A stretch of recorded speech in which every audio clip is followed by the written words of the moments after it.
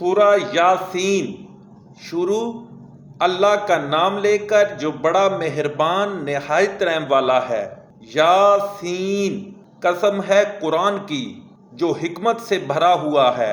اے محمد صلی اللہ علیہ وسلم، بے شک تم پیغمبروں میں سے ہو سیدھے رستے پر۔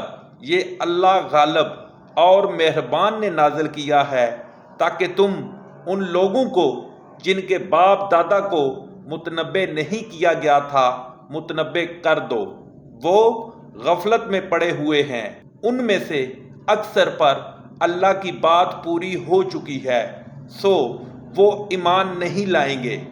ہم نے ان کی گردنوں میں توق ڈال رکھے ہیں اور وہ ٹھوڈیوں تک پھنسے ہوئے ہیں تو ان کے سر الل رہے ہیں، اور ہم نے ان کے آگے بھی دیوار بنا دی اور ان کے پیچھے بھی، پھر ان پر پردہ ڈال دیا تو یہ دیکھ نہیں سکتے، اور تم ان کو نصیحت کرو یا نہ کرو ان کے لیے برابر ہے، وہ ایمان نہیں لانے گے۔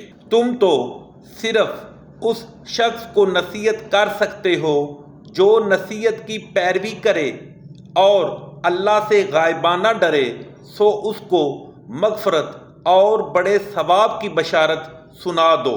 بے شک ہم مردوں کو زندہ کریں گے، اور جو کچھ وہ آگے بھیج چکے اور جو ان کے نشان پیچھے رہ گئے ہم ان کو کلا بند کر لیتے ہیں، اور ہر چیز کو ہم نے کتاب روشن یعنی لوح محفوظ میں لکھ رکھا ہے۔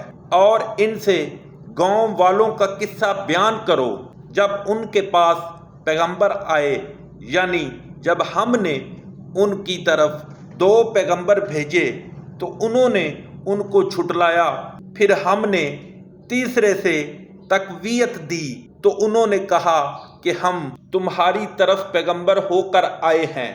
وہ بولے کہ تم اور کچھ نہیں مگر ہماری طرح کے آدمی ہو، اور اللہ نے کوئی چیز نازل نہیں کی، تم محض جھوٹ بولتے ہو۔ انہوں نے کہا کہ ہمارا پروردگار جانتا ہے کہ ہم تمہاری طرف پیغام دے کر بھیجے گئے ہیں، اور ہمارے ذمے تو صاف صاف پہنچا دینا ہے اور بس۔ وہ بولے کہ ہم تم کو نامبارک سمجھتے ہیں، اگر تم باز نہ آؤگے تو ہم تمہیں سنگسار کر دیں گے اور تم کو ہم سے دکھ دینے والا عذاب پہنچے گا۔ انہوں نے کہا کہ تمہاری نحوست تمہارے ساتھ ہے، کیا اس لیے کہ تم کو نصیحت کی گئی؟ بلکہ تم ایسے لوگ ہو جو حد سے تجاوز کر گئے ہو۔ اور شہر کے پرلے کنارے سے ایک آدمی دوڑتا ہوا آیا، کہنے لگا کہ اے میری قوم، پیغمبروں کے پیچھے چلو، ایسوں کے جو تم سے صلہ نہیں مانگتے اور وہ سیدھے رستے پر ہیں۔ اور مجھے کیا ہے کہ میں اس کی پرستش نہ کروں جس نے مجھے پیدا کیا، اور اسی کی طرف تم کو لوٹ کر جانا ہے۔ کیا میں ان کو چھوڑ کر اوروں کو معبود بناؤں؟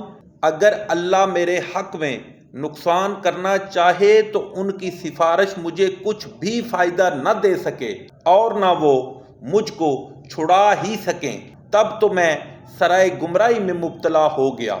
میں تمہارے پروردگار پر ایمان لایا ہوں، سو میری بات سن رکھو۔ حکم ہوا کہ بہشت میں داخل ہو جا۔ بولا کاش میری قوم کو خبر ہو کہ اللہ نے مجھے بخش دیا اور عزت والوں میں کیا، اور ہم نے اس کے بعد اس کی قوم پر کوئی لشکر نہیں اتارا، اور نہ ہم اتارنے والے تھے ہی۔ وہ تو صرف ایک چنگھاڑ تھی، آتش، سو وہ اس سے ناگہاں بجھ کر رہ گئے۔ بندوں پر افسوس ہے کہ ان کے پاس کوئی پیغمبر نہیں آتا مگر اس سے تمسخر کرتے ہیں۔ کیا انہوں نے نہیں دیکھا کہ ہم نے ان سے پہلے بہت سے لوگوں کو ہلاک کر دیا تھا؟ اب وہ ان کی طرف لوٹ کر نہیں آئیں گے، اور سب کے سب ہمارے روبرو حاضر کیے جائیں گے۔ اور ایک نشانی ان کے لیے زمین مردہ ہے کہ ہم نے اس کو زندہ کیا اور اس میں سے اناج اگایا، پھر یہ اس میں سے کھاتے ہیں، اور اس میں کھجوروں اور انگوروں کے باغ پیدا کیے اور اس میں چشمے جاری کر دیے تاکہ یہ ان کے پھل کھائیں، اور ان کے ہاتھوں نے تو ان کو نہیں بنایا، تو پھر کیا یہ شکر نہیں کرتے؟ وہ اللہ پاک ہے جس نے زمین کی نباتات کے اور خود ان کے اور جن چیزوں کی ان کو خبر نہیں سب کے جوڑے بنائے، اور ایک نشانی ان کے لیے رات ہے کہ اس میں سے ہم دن کو کھینچ لیتے ہیں تو اس وقت ان پر اندھیرا چھا جاتا ہے، اور سورج اپنے مقرر رستے پر چلتا رہتا ہے۔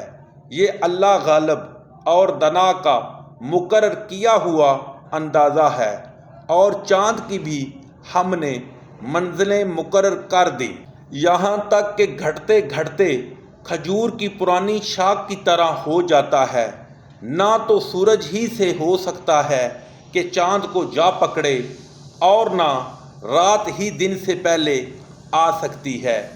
سب اپنے اپنے دائرے میں تیر رہے ہیں، اور ایک نشانی ان کے لیے یہ ہے کہ ہم نے ان کی اولاد کو بھری ہوئی کشتی میں سوار کیا اور ان کے لیے ویسی ہی اور چیزیں پیدا کیں جن پر وہ سوار ہوتے ہیں، اور اگر ہم چاہیں تو ان کو غرق کر دیں، پھر نہ تو ان کا کوئی فریاد رس ہو اور نہ ان کو رہائی ملے، مگر یہ ہماری رحمت اور ایک مدت تک کے فائدے ہیں۔